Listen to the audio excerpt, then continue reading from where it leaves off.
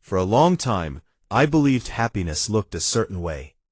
I imagined it living inside a comfortable house with a large yard, plenty of space, and all the things people often work toward for years.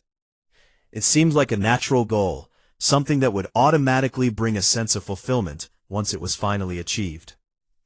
So when my partner and I moved to a new city after spending many years living in apartments, we were excited about creating that life for ourselves.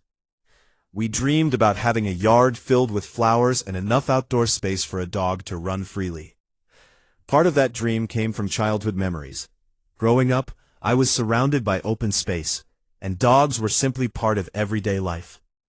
Another part came from spending so many years in smaller living spaces. After a decade of apartment living, the thought of green grass, extra rooms, and more breathing room felt incredibly appealing. We also had a long list of practical wishes. We wanted enough room for our belongings, a garage, comfortable living areas, and all the little features that make a house feel complete. After searching through many properties, we finally found a place that seemed perfect. It wasn't enormous, but compared to what we were used to, it felt spacious and full of possibilities. There were multiple bedrooms, several living areas, and enough room to dedicate separate spaces to different activities. At first, it felt wonderful. We imagined all the ways our lives would improve because of this extra space. Like many people, we quickly began filling the house. We brought furniture with us and purchased new furniture to fit the rooms. We added shelves, storage containers, decorations, and countless other items. Empty spaces gradually disappeared. At the time, it seemed completely normal. We rarely stopped to ask whether we truly needed any of it. The assumption was simple. If there was room available, it should be used. Looking back, I realize how automatic that mindset had become. More space seemed to create permission for more possessions. Yet after the excitement of moving faded and everyday life settled into its usual rhythm, something unexpected happened. We began discovering that some of the things we thought we wanted were actually things we only liked in theory. The first surprise was the yard.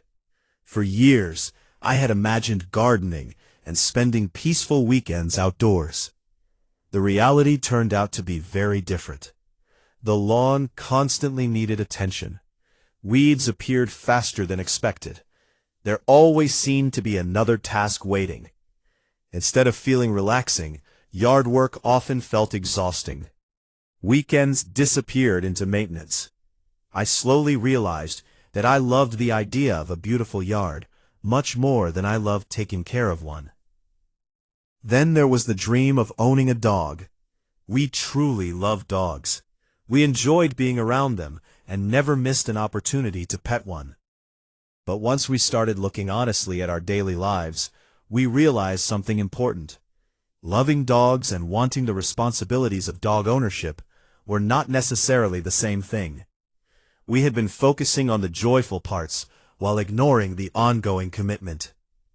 As strange as it felt to admit, we were dog lovers more than dog owners.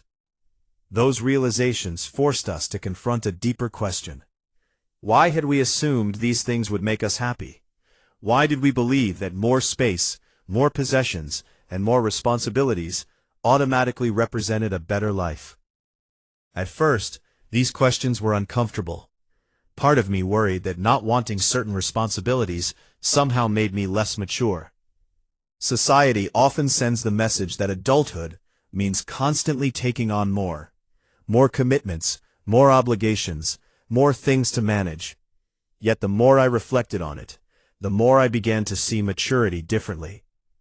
Perhaps being an adult is not about collecting responsibilities simply because others expect you to.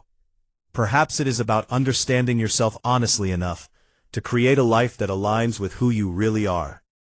That realization changed everything. The truth was that our lives looked wonderful from the outside, but something felt slightly off on the inside. Nothing was wrong exactly. We were fortunate in many ways. Yet there was a quiet disconnect between the life we thought we wanted and the life that actually made us feel peaceful. It took time to recognize that difference. Eventually, we accepted a simple truth. We were not people who enjoyed spending weekends maintaining a large property. We were not energized by endless upkeep. We valued freedom more than ownership, and simplicity more than accumulation. Once we admitted that to ourselves, a new conversation began. If we no longer wanted the lifestyle we had been pursuing, what did we want instead? The answer arrived gradually. We wanted less space to clean, less stuff to organize, less maintenance, less stress, less responsibility that didn't contribute to our happiness. In a culture that constantly encourages people to acquire more, choosing less felt surprisingly radical. Yet it also felt right. Together, we decided to redefine what enough meant for us. We chose to downsize. Instead of measuring success by square footage, we started measuring it by quality of life. We moved from a larger home into a much smaller living space. Logically, it seemed like we should have felt restricted.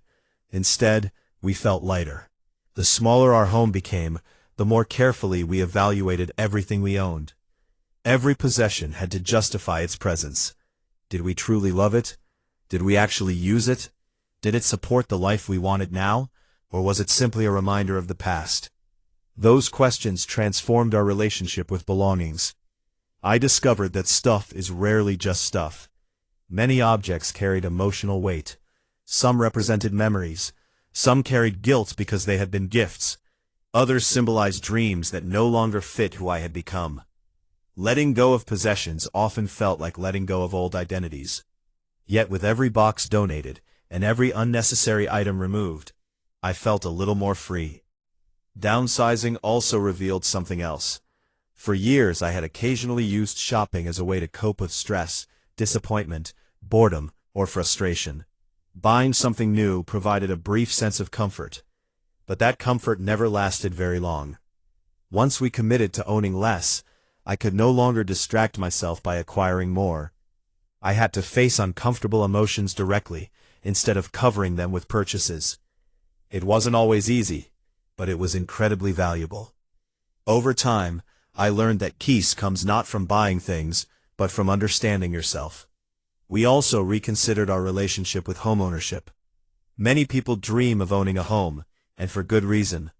But when we looked honestly at our own priorities, we realized that renting aligned better with the life we wanted. Renting gave us flexibility. It reduced maintenance responsibilities. It allowed us to adapt more easily as life changed. Some people questioned that decision, asking whether we worried about missing financial opportunities. Our answer remained simple. We were not paying for property. We were investing in a lifestyle that brought us peace of mind. For us, that felt worthwhile. As our priorities became clearer, we focused more on experiences and less on possessions. We wanted a lifestyle that encouraged connection, simplicity, and intentional living. We loved the idea of walking to nearby places instead of driving everywhere. We enjoyed the thought of spending less time managing things and more time enjoying life. Eventually, this mindset led us to another surprising choice. We decided to live without a car. At first, that seemed like a dramatic step. Like many people, I had spent most of my life assuming car ownership was simply part of adulthood. Yet when we examined it closely, we saw another layer of responsibility. There were ongoing expenses, maintenance requirements, repairs, insurance costs, and countless small obligations attached to owning a vehicle. We asked ourselves the same question we had asked about everything else. How much overhead do we really want in our lives? The answer led us towards simplicity once again. Living without a car required some adjustments, but it also brought unexpected benefits. We walked more. We became more intentional about our transportation choices. We viewed the experience as an adventure rather than a sacrifice. Most importantly, we stopped thinking in terms of deprivation. We didn't say we lacked a car. We said we were car-free. The distinction mattered because one phrase suggested scarcity, while the other reflected a conscious choice. Looking back, that shift in language mirrors the entire journey. We were not giving things up because we couldn't have them. We were choosing a different path because it aligned more closely with who we truly were. Through all of these changes, I learned something surprisingly simple. Happiness is not always found by adding more. Sometimes it is found by removing what no longer serves you. Sometimes freedom grows when possessions shrink. Sometimes peace appears when obligations disappear. We spent years chasing an idea of happiness built around more space, more belongings, and more responsibility, only to discover that what we truly wanted was less. Less clutter, less maintenance. And in exchange, we gained more of the things that matter most. More time, more freedom, more clarity, more connection, more peace of mind. Defining enough for ourselves became one of the most valuable decisions we ever made.